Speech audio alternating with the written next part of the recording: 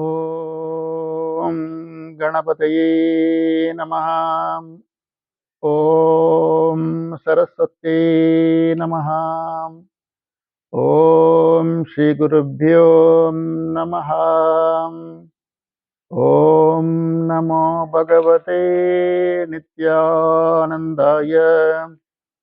ॐ नमो भगवते नित्यानन्दाय। ॐ नमो भगवते नित्यानन्दाय।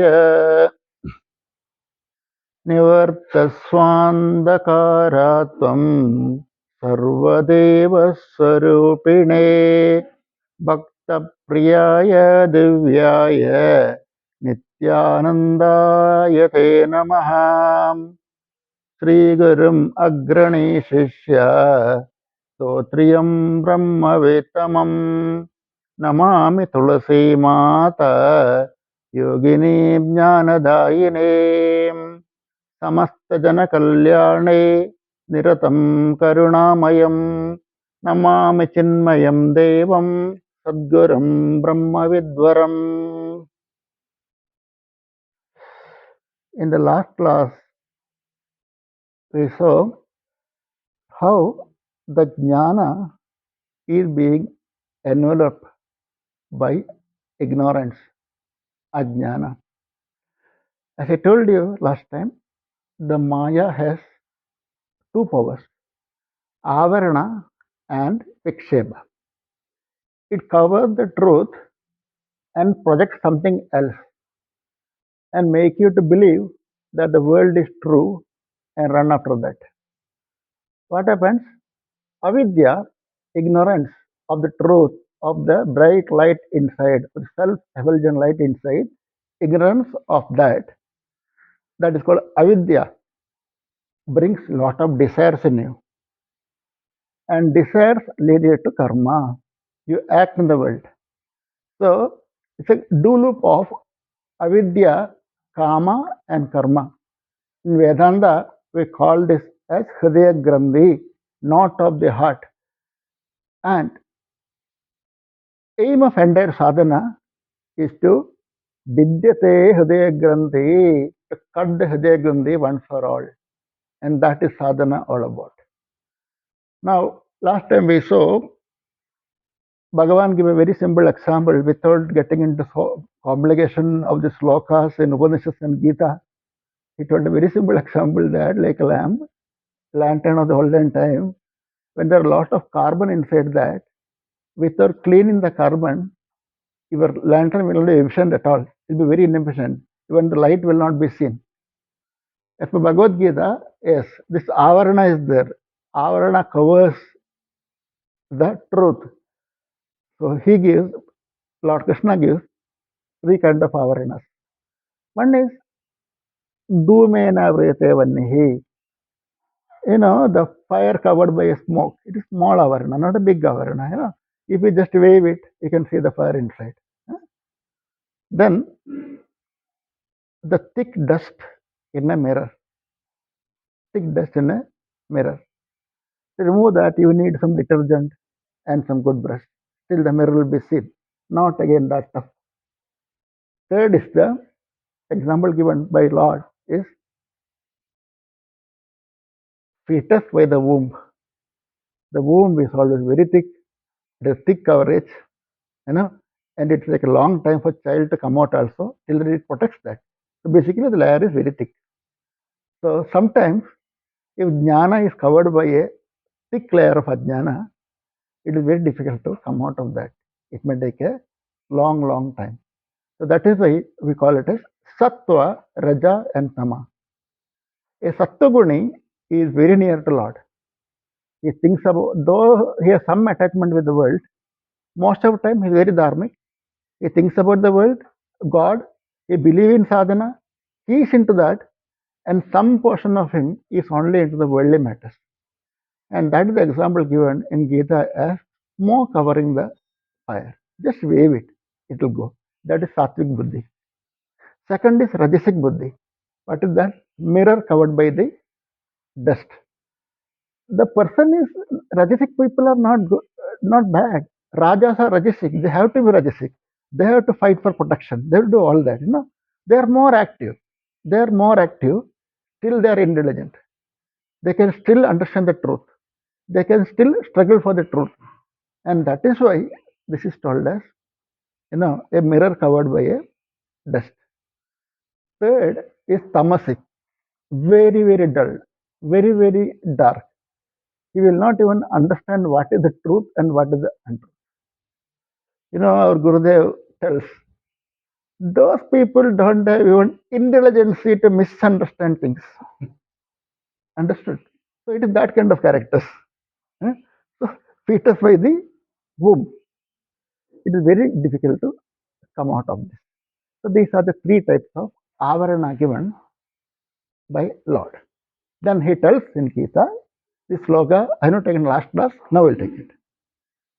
Avartam jnanametena jnanino nityavairinam kamarubena konteya dushpurelananena cha.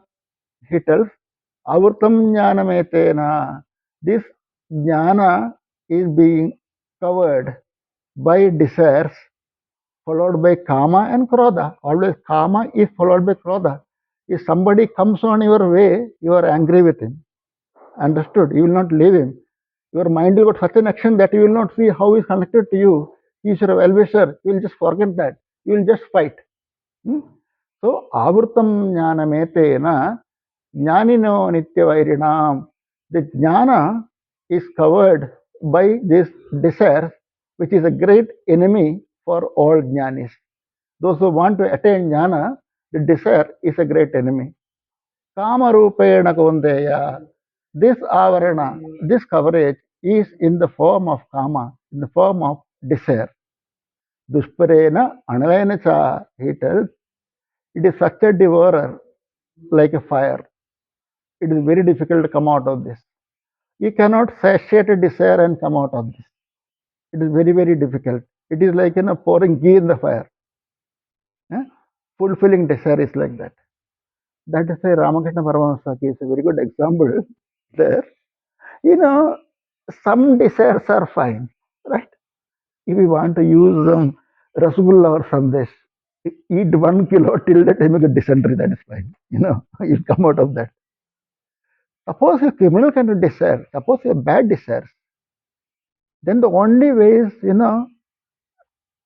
deep meditation or a good practice or a good karma. If you go to enjoy that, you will never come out of that. You will never come out of that. You need to apply strict discriminative power to come out of that. And in sadhana, this is going to come. While doing sadhana, this both will come in our mind because the old vasanas comes out at that time. So this kind of tendency also will come. Don't think that the sadhaka will be very, very pure man, not like that. This is going to come. At that time, you need to use strongly his discriminative power to come out of that. So this is the biggest enemy for jnana. Now, this avarana has to be removed. Idea is that how to remove the avarana. Gurudev has told in this thing, in the last class, the Bhagavad Gita, Lord Krishna, Bhagavan has told in Chidakasha Geeta that it is covered by the carbon. The truth is covered by the carbon. So you cannot hold the truth. And how to remove carbon? You cannot remove finger also, right? You cannot hold the truth. You don't know it first. So Bhagavan gives the way for that. How to do that? That is the next line in Chidakasha Geeta. Before getting into that, I should give you some idea of prana vidya, and that is what is going to happen in the next portion of notes in Chidakasha Geeta, how to clean that carbon. So people were surprised. Gurudev started with Jnani. Suddenly he gets into Jiva. And suddenly he comes out of Vedanta and get into yoga, Raja Yoga. What is this? Huh? The total disconnect. There is no total disconnect. For a Vedantin, he only holds on to Vedanta throughout his life. For a yogi, Hatha yogi, he only holds on to Hatha yoga. But Mahatmas like Bhagavan, who is a Parabrahma, who is a Purnavatara, they give equal importance to all schools of teaching, and they will take the best out of all and integrate and mix it properly for the betterment of sadhaka. Because Vedanta has its own value and yoga has its own value. This needs to be integrated to get the complete benefit. And that is how Chidakasha Geeta goes. So Vedanta will understand only one part. So yoga will understand only one part. Who can understand Chidakasha Geeta then? Only a devotee of Bhagavan Nityananda.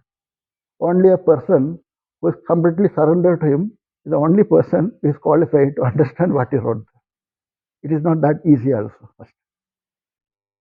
Now, Bhagavan introduces to Prana Vidya now, slowly introduce.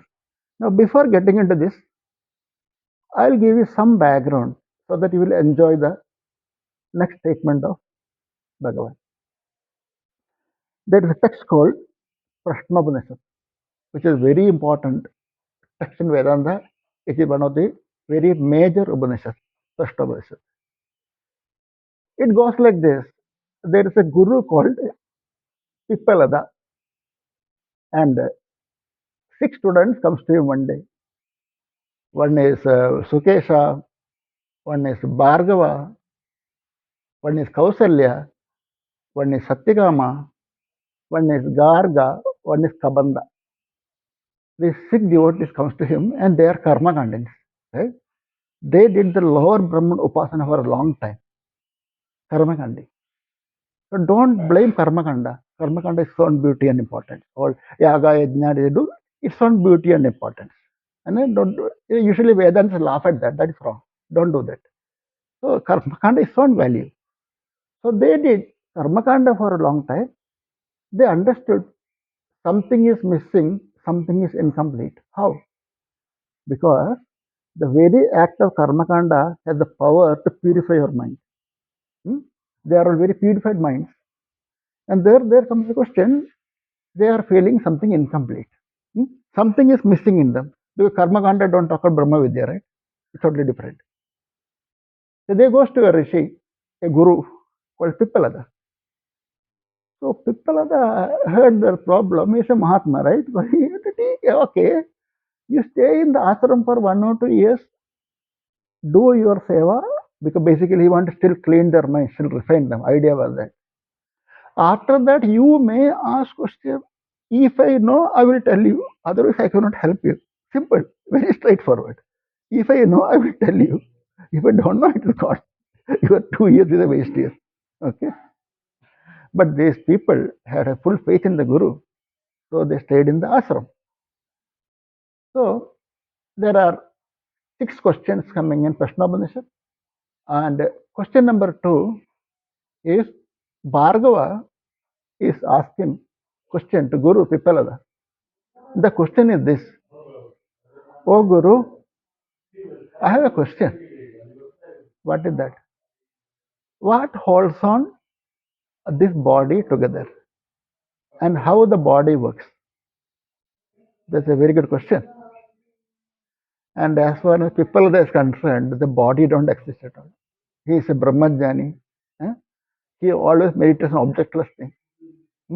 Such a great Mahatma, this question is nothing. So the answer gives Pippalada is that Panja Mahabhuta hold this body. Panja Mahabhuta is either water, fire, air, and earth holds on this body, and all your sensory organs, as your ear, nose, tongue, eye, and skin, and the mind. These together holds on this body. People have heard that. Then he gives a story that these people started thinking they are holding on the body. Huh? Panja Mahabodha told, I am holding on the body. And the mind is telling, I am holding on the body. And the ear, eye, everything, I am holding on the body. Everybody had their ego. That I am big, I am big, I am big. Nobody knows who is the master. So when they were discussing that, who is big, usually this happens in corporate world. Na? All fools sit together and do their own pricing. Same thing is happening here. So our Mahatma Prana told you, don't talk like a fool. Don't talk like a fool. You are just kids. Just keep quiet. You are nowhere. You are not holding on to anything. So they got wild and angry at Prana. Prana told, okay, let me show. Let me go out. Then see what happens here. So Prana got up. When Prana got up, entire energy has gone. And this Pancha Mahabhutas, they were helpless. Huh? They were totally helpless. They don't know what to do. Then Prana told, now we understood. Who is holding on to the body? Who is holding on? We understood. When Prana comes back, these all got energy back. Understood? When the honeybee, the bee also, when the queen goes out, all the other one also goes out. When the queen comes back, everything comes back. So as long as prana is there, only all Pancha Mahabhutas, this mind and all can hold this body. When the prana is not, this cannot hold. So this is going to disintegrate. We call it as Panjatva or death in that case. Now prana tells that I hold this body by acting in 5 different ways. I act in the body in 5 different ways. Prana, Vyana, Apana, Udana, and Samana. I hold this body in 5 different ways. And that is why this is going to work. Otherwise, your body will not remain at all. Now, even Bhagavad Gita also tells about this. Prana, Pana, Samayuktaha, Prana, Pana, Parayana, Pranayama, Parayana. We'll see it later, all those parts. So, this is the importance of prana in the body. There are many involuntary functions happening in the body. Many involuntary functions. Our breathing is one of that. Breathing is one of that. So breathe is a representation of our prana within us. So prana functions are 5. One is which give powers to ear, eye, nose, tongue, and everything, and your heart. Everything is working. That is the prana aspect. What is the apana aspect? Excretion. All excretory organs function because of apana. What is samana? Samana is that which is a digestive fire within the stomach, and that is why your digestion happens. When the digestion is not happening, you know what happens to you. Okay. Then vyana. Whatever energy food has produced, the vyana circulated throughout the body, and their part is energized. That is vyana. And what is udana? Udana is that the upward moving prana at the end of your cycle, based on your karma, your soul is led to another place, in another womb. That is function of udana. Or some masters say all the upward moving things are controlled by udana in the physical frame always. So this is about the bit about the prana. Now, what happens here is that last time I told the mind and prana are connected. If the mind and prana are connected, if you take care of prana, your mind is self taken care. You know, what is the impurity told here by Bhagavan there? The black carbon deposit, it's the impure aspect of your mind. The mind is impure, that is to be purified. So there are two ways of doing that. One is that like a Vedantic contemplation. Vedantin don't get into too much of pranayama and all. They just do discrimination, viveka. Hmm. Through discrimination, they discard what is impure. That is very much possible. But prana is more, the mind is more subtler than prana. You need a very sharp intelligence to do this. Very sharp intelligence and conviction to do, you'll be successful here also. And prana is more grosser than the mind. Grosser things are easy to perceive and control. So, pranayama is another way. Taking care of breath is another way. And in Chidakasha Geeta, till now, Bhagavan has not told the practice of pranayama. He's only focused in the breathing aspect, which is the beginning of pranayama always. So that is what I'm getting into pranayama. He talks about all nadis and all, so it is connected to pranamaya kosha. So for general people, majority of them, it is more easy to control prana than controlling the mind. And the final result is, the final outcome is purification. Mind gets purified. So that is why, as I told in Bhagavad Gita, in the three slokas, Krishna tells three times, avarana, avarana, avarana. It is only coverage. It is only coverage of the impurity, coverage of desire, which misguides you in knowing the truth. If you read Patanjali Yoga Sutra, he gives a very nice sutra there. He tells that tatakshiyate prakasha avaranam, tatakshiyate prakasha avaranam. By doing this, tatakshiyate, by doing this, the prakasha avaranam, the coverage of ignorance get weakened. The coverage of ignorance get weakened. Tatakshiyate prakasha avaranam. The problem is the coverage, and entire sadhana idea is how to weaken or remove that coverage. Understood? So here Patanjali tells Tatashriyate Prakasha Avaranam. When one practices conscious breathing. I will not use the word pranayama here right now because Bhagavan is not using pranayama here.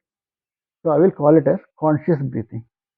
By doing conscious breathing properly, this can be taken care, this can be weakened. Tatashriyate Prakasha Avaranam. Now, let me come to Pranamaya Kosha for some time before reading the next statement of Bhagavan. Because next statement of Bhagavan is straight away getting into our main nadis. So don't be afraid of all that. We'll tackle it properly. Now, when you talk about breathing, most of us do very shallow breathing. It is an involuntary action. We don't give too much of care to that. So we really don't use lung capacity at all. Our breathing is very, very, very, very shallow. The normal human being breathes 16 times a minute. A dog breathes around 40-50 per minute. The dog's life is less. Man's is slightly more. And tortoise, that may be living for 500 years because breathing rate is very, very less. Understood? So, by doing some of the practices, disturbance hatha yoga, and we will see what is written in Chidakasha Geeta also. What happens is that shallow breathing basically spoils your complete health, complete function. By some technique, you need to develop pranamaya kosha. Pranamaya kosha has only nadis. Nadis are not nerves. Nadis are subtle energy channels which cannot be perceived because it is a part of subtle body. Since it is a part of subtle body, it cannot be perceived. They are the energy channels going on throughout your body. And most of the energy channels are blocked. Most of the channels are blocked, and our brain is also brain cells are totally disoriented, and that is why our life also get disoriented. None of the function will be good. Digestion may not be good. Breathing may not be good. There can be body pain. There can be joint pain. There can be itching. There can be migraine. There can be diabetes. All those things will happen when the pranamaya kosha is improper. There are a lot of blockage in pranamaya kosha. The first of all, that is to be corrected. And that is where the practice of Hatha Yoga becomes handy and helpful for a sadhaka. Slowly and slowly, we will get into Hatha Yoga also. Slowly, we will get into Hatha Yoga also. Now, here, the breathing practice is used to remove the Prakasha Avarana, the carbon. Okay.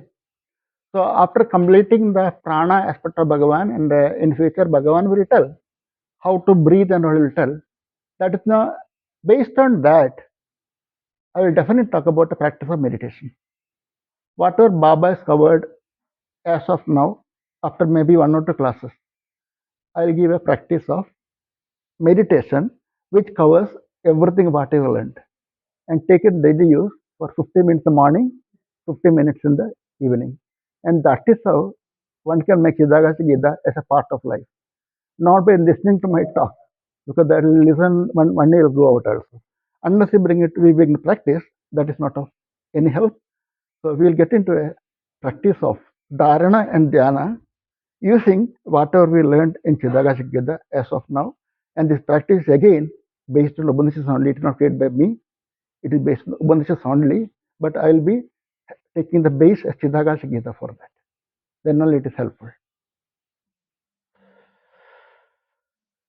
So we will see in the next class what the next statement of Bhagavan about pranamaya kosha.